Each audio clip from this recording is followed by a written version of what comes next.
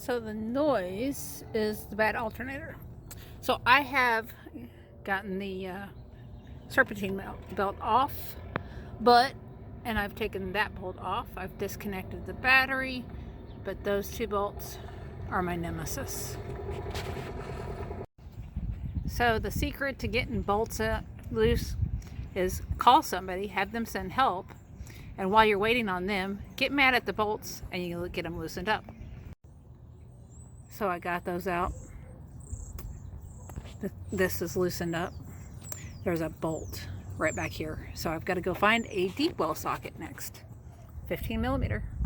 So there's the old alternator. Going to start this up. We are actually going to take that old alternator back to the AutoZone so I can get my money back.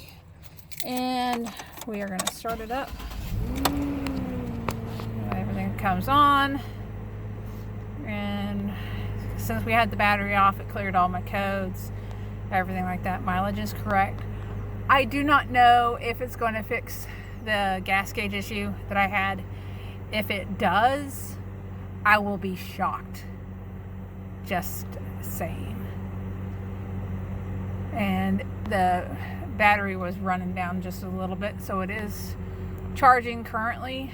New thing. So we'll see. We'll see what's going to go on with the gas gauge issue.